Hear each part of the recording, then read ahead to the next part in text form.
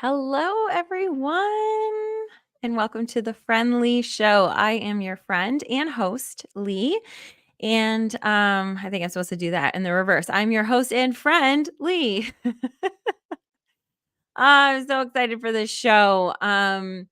So today, the title of the show was debunking the hype around having a morning routine.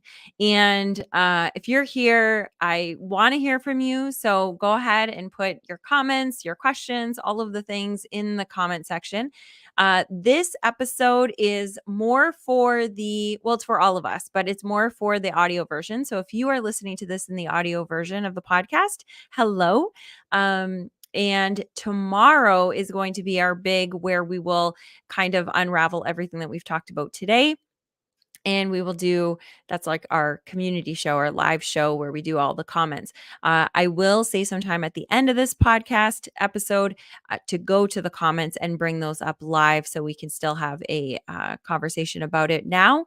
But if you're listening to this in the audio version and you want to have comments or questions about this show, then come on out on Wednesday at 8 p.m. on Facebook, YouTube, Twitch. We're all over the place. We're streamed all over the place. We are not active all over the place, but you will find us there and you can ask your questions then if you want. So, hey, Facebook user. Hello. And so let's get started. So I called it debunking the hype around morning routines. And instead of focusing on the operative word being debunking, I want you to think about the hype of morning routines because here's the thing. I do agree that we need to have morning routines. I always wanted to say that we didn't need them, but deep down I knew that we needed them. And through my 20s and 30s, I think I have tried all of them. I've read every book. I was a 5 a.m. club girl for a long time. I have done the miracle mornings. I have done all of the things, or I have at least tried to implement all the things. And I think when there is such a hype around it that we aren't doing it for the right reasons. And if we're not doing it for the right reasons, then we're not able to make it a lasting, satisfying routine or habit. And satisfying to me is one of the biggest things. So, yeah, you can maybe make it lasting and you can grind and you can, do things that you hate for a very long time. A lot of us are in jobs that we hate for decades and decades and decades. Um, I'm lucky that I'm not one of those people, because I do love my job, but unfortunately, I have many, many, many, many friends that are in jobs that they just hate. And so, is it lasting? Yeah. Is it satisfying? No. So, routines don't necessarily need to be both. You can still continue doing them. But ultimately, I think at the end of the day, we're all looking for satisfying, happy moments in our life, right? Like, I really do think that's what we're all going for. And so, when we're doing these routines, these morning routines, especially, we're out there for like, okay, so I know I'm going to speak just for myself. And that's usually what I do in all of these podcasts because I am not a doctor. I'm not a therapist. I'm not a, trained professional in any of this stuff. But I am your friend and I'll tell you my experience and then I want to hear your experience with it. My experience is I'm always looking at life hacks and how can I become more productive? How can I become more successful? How can I do things and get things done in less time so then I can go on and do the other things that I want to do, right? So that has been a big part of my life, definitely my whole adulthood, but I really started it when I was like a teenager, maybe even younger, that I was always looking for those hacks. They weren't called hacks back then, but I was always looking for those. I will do a quick hello to everybody that is over on First Day Pod that is watching. So hello, hello. We are streaming over on all of our First Day Pod channels as well. So if you're watching there, thank you and let me know. We are bringing that show back. We had our first episode back after a little hiatus there last week, and we are going to try to bring that back weekly or bi-weekly. So we're really, really excited about that. Anyway, so the morning routines, I think the hype, and that's what I want to talk about. If you're into something and you're doing it because it's been hyped, that you think it's the best thing because everybody's talking about it, what I want to encourage you to do is to think about, why am I doing this? Am I doing it because somebody told me that it's, what all the successful people do? Am I doing it because people are saying, "Oh, it'll make you happier," or, "Oh, it will make you this," or, "Oh, it'll make you that"? Or is it something that deep down you're thinking, "Yes, you know what? I need to incorporate that. And maybe in the morning would be the best time for me." If the latter is why you're doing it, then I'm all for it. If the former is why you're doing it, I highly recommend that you check that, because you're not going to be able to sustain it in a satisfying way. So let me tell you what I'm talking about. Things like, when I was doing some of the morning routines, they were like 2-hour routines, and they consisted of, meditating and yoga and cardio exercise, like an really invigorating exercise. Also included reading, also included writing, also included. And so it had all of these factors. And I did a lot of them for a long time and was like, "Oh my gosh, this is so good. I've accomplished, quote unquote, so much before 8 o'clock in the morning or before 7 o'clock in the morning." When I was the 5 a.m. club girl, up at 5 o'clock in the morning and doing all the things, checking everything off.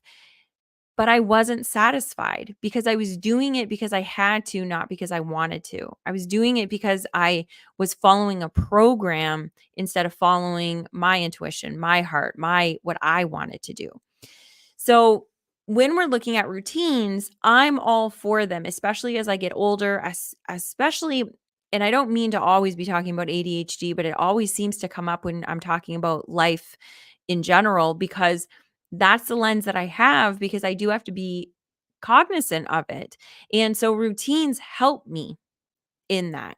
And, a lot of you guys are, in our Facebook group as well. And so, I've had, actually, I did it on the show. I talked about it on the show last week. We talked about um the funeral, and well, we didn't talk about the funeral, but we talked about death. And um so this weekend was a weekend full of visitations and the funeral on Monday, and I didn't keep my routines, and it affected me. Also, the actual mourning, also grieving, also affected me, right? That affected my energy level. But not sticking to my routines affected me. And this morning, I almost fell into, I'm just too tired to keep it up, so I'm just not going to do it today. And I didn't go for my morning walk, which is a part of my routine that works for me, my energy. And I have a lot of reasons why I go for a morning walk outside. And I'll explain those to you in a little bit. But I didn't go for that walk until, I think it might have been 10 o'clock in the morning. Normally, like tomorrow morning, I'll be doing it at 6:30 in the morning. So that was really late for me. But I realized that I needed it because I benefit so highly from it. So I didn't go as long. I didn't do my 6 miles, but I did get a mile in, and it helped me. So when we're thinking about routines, I want you to be questioning, just like I want you to be questioning all the time and experimenting. Why am I doing the things that I'm doing? So some of you guys are really working on your sleep. Sleep is super important. There's no debating that sleep is important. Okay. So that is not something that's like, "Oh, no, I think that you could probably get away with 2 or 3 hours a night." Our bodies can do it, but should they? No. So sleep is one of those things that, yes, everybody universally, we need it. However, do you need 6 hours? Do you need 7 hours? Do you need 9 hours? My aunt, she needs 9 hours. And my mom said she's needed 9 hours since she was a kid. She's always got 9 hours. She is super productive. She gets so much done during the day. And I've always been part of that, like, okay, well, where can I get some more time in my day? Because we all only have 24 hours, right? Where do I get more time? I know, I'll sleep less, which is actually counterintuitive because then you're less productive. So my aunt, she sleeps 9 hours every night and then is just super productive all day long. And now she's like late 70s, I think, and still the same way. So we have to, for ourselves, experiment. It's the only way that we figure out these answers because nobody can tell us the number of hours that you need to sleep. Nobody can tell you what time in the morning you have to wake up. Nobody can tell us any of that. We have to experiment with it. So we're experimenting. I'm experimenting right now with my sleep time. I'm experimenting right now with my wake time. And what I have found for me, I think I started at 7 hours, thinking that if I have shut eye for 7 hours, will that work? For me, it doesn't. I need to have shut eye for 8 hours and then I'm pretty good. Um, so I want you to figure out what is good for you. So here is what I would suggest. Not looking at other people's. Like you can go and look, and if you put in Google morning routines, you will find a million morning routines. And there are literally like you'll be able to find lists of 30 things you should do in the morning, 20 things you should do in the morning, 10 things you should do in the morning. Top 40 that you should like top 40 was bonkers to me. But you can look at all those. And what I would recommend that you do is that you look and you see what really jumps out at you as the number one thing that you would love to incorporate in your morning and start with that. Don't start with these this hype of having to have this full checklist of things that you have to do in the morning and that's the energy that you're starting your day with. Instead, try to incorporate one thing in your morning and create your morning. Because here's the thing that I want you, and I'm not going to, these episodes, I really want to kind of keep short because I really love when I'm listening to audios that they're nice and short and they can kind of like get to the point and then I can listen to them 2 or 3 times. If they're an hour, I don't tend to go back to them, but when they're like shorter, I can listen to them a couple times and get the information out of them. So that's what I really want to start doing. So thinking about what you want to do, but if you pick one thing that you're going to incorporate into your morning routine, so either thinking maybe I want to, because there's a ton of research that you start your day the same time, whether it's a weekday or a weekend, at the same time every day, that helps your circadian rhythm, helps all kinds of things in your body. So that might be the first thing that you experiment with is what time do I want to wake up in the morning every morning? And it sounds good to me that I'll also be able to get 7 to 9 hours of sleep the night before. For me, 6:30 works. That's a pretty good number that I can work with. So you would start there and then you would do that until it feels relatively comfortable. So maybe like do it for a week or 2 weeks. And then you can kind of pile on the next thing that you want to do. Then maybe you might want to experiment with when you're going to go to bed or vice versa, decide what time you want to go to bed and then experiment with the time that you're going to wake up. Start there because that's the biggest hurdle, right? Start there and then start putting other pieces in place that benefit you, not because some guru told you to do it. Not because, doing morning pages. I did that one too, that you do morning pages every morning. These are all helpful. But if you aren't doing them because they're going to actually benefit you in your season, wherever you are right now, then I don't suggest it. I don't care about what the hype says. Okay. So, exercise is one of those things that we really need, right? Exercise, everybody needs that. And if you get it in the morning, it helps everything else in your body. Sunlight in the morning, especially within the first 3 hours of waking up. If you can do it immediately, that's huge. But if you can do it within the first 3 hours of you waking up, that will set up your circadian rhythm. And that is not just so then you can sleep at night. That's not just that cycle. That actually will reduce your cortisol. It will do so much for all of your being and your mental, like all of it. So getting sunlight first in the morning is part of a morning routine that I would recommend you do only because there is a ton of research, scientific, that it affects our body and it affects our brain. It's not because it feels good or it's like, oh, successful people say that they do that every morning. It actually helps. So I would try to incorporate that into your morning, figure out where that fits in for you. Um, and then once those become a habit, then you can build on. Because here is the thing, and here is just what the truth of it is. We always overestimate what we can do in a month. We do. We overestimate what we can accomplish this month, and we underestimate what we can accomplish in 5 years. Nobody wants to look at 5 years. It's like, oh my gosh. But guess what? That 5 years is going to be here before we know it. So even a year, we totally underestimate what we can do in a year. But we overestimate what we can do in a month. And what happens is when we overestimate that, we put so much on our plate. And I am so speaking to myself. This is something that has been huge for me the last year that I've been trying to learn is I put so much on my plate because I can get so much done because this is going to be my month. I'm ready. I'm raring to go. I've got the energy.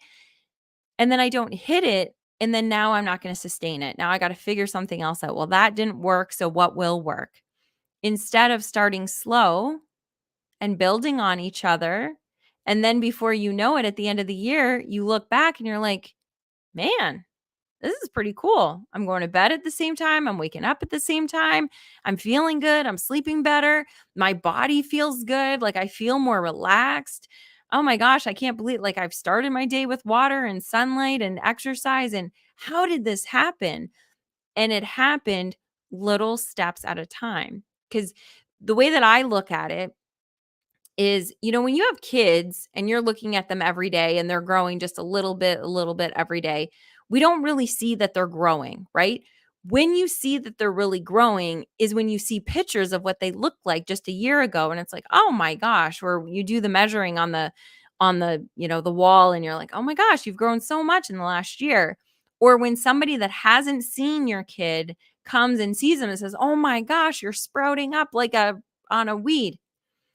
It's because it's been little increment, unless they have their growth spurt. Yes, it's like, sometimes that happens that it's within a month, they're just like shooting up. But in general, they're just little changes that keep growing, but we're not really noticing it. Same thing with our weight. We just gain a little bit of weight as we're going. And then before we know it, we're like, where did that 20 pounds come from? Well, we didn't gain 20 pounds from last night, but it was just like a half a pound here and a quarter of a pound here and then a pound there and then so these naturally just happen. It's little steps all along. But if we can reverse engineer that, figure out where we want to be, and then start small and little incremental changes in our morning routine, little incremental changes in our nighttime routine, by this time next year, we'll be so in that routine that our whole life has changed. But if we talk about this right now, about what's the best morning routine, and then we get on this bandwagon and then we try it for all the month of February or all the month of March or whenever you're listening to this, and then we fall off the wagon, we berate ourselves, we feel like a failure. We're like, okay, well, that didn't work. What will work?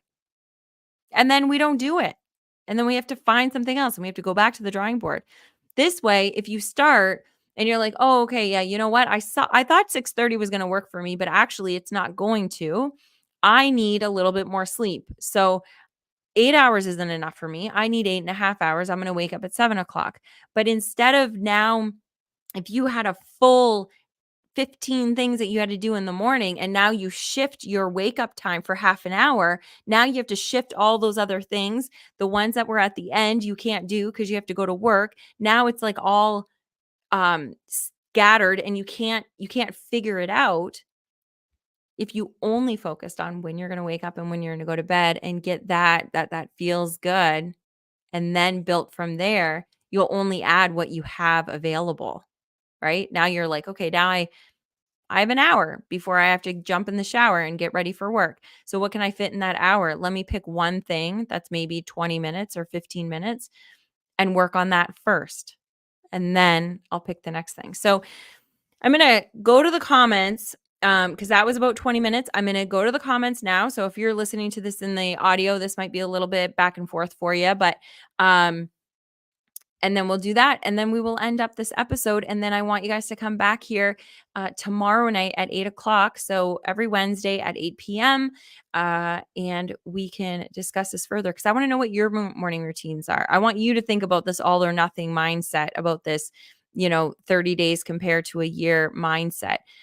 So let's see who's here. Okay. So we've got another Facebook user. Hey there, sweetheart. Okay. So the one that said, hey, lady, that's Mel. Hey, Mel. Okay, so somebody says short and sweet. It's what I need. Yes, me too. Even this one was a little bit longer than I wanted it to be. I really want to keep these to like 15-ish minutes. So I will really work on that for you guys. Okay, and then Facebook users also said, I love being out first thing. Feeding animals to help is wonderful. It's a must getting out first thing. Okay, so I don't know who that is, but yes, getting outside for that sunlight. All you need is 10 minutes. If you've got oh, Kim said that. Oh, awesome, Kim. And thank you so much. I love what you shared. That was such a cute saying in the Facebook group today. Thank you. Thank you. So, the sunlight, you guys, there's so much study around it and there's so much research around it. Even just 10 minutes first thing in the morning, game changer, game changer. And if you can get outside in like nature, even better, but just the natural sunlight without your sunglasses, you can wear regular glasses or contacts. I wear my contacts all the time and it still benefits me. Sunglasses will block it. So you don't want to do that. And only 10 minutes, that's all you need. The more you can do, the better. And then if it's really cloudy, you might want to go for 15, 20 minutes, maybe even half an hour. But for the most part, that's all you need. It's so powerful. And getting it through the window is okay if it's your only way to do it. But I think you can take 10 minutes. If you're taking 10 minutes to read the newspaper and, have your morning coffee, go and have it on the back patio and be in the sunlight. So that, yes, I highly, highly recommend. And being in nature is just, it's magic. So, Okay, so I think that is it. Yes. So Kim, hello, hello, honey. Okay, so this was wonderful. I love you guys. I can't wait to have more of a conversation with you guys tomorrow. So whatever you had questions about or comments or things that you wanted to add, please do that. And that is it. I love you guys so much. Thank you for listening to the Friend Leigh Show. Please come on over to our Facebook group, be a part of it, share your happiness, share your whatever you find uplifting. I want you to share that with everybody there. It is really growing to be quite a nice little group. And that is about it. So thank you again to everybody that's listening in First Day Pod. And I will see you guys tomorrow night. Love you. Bye.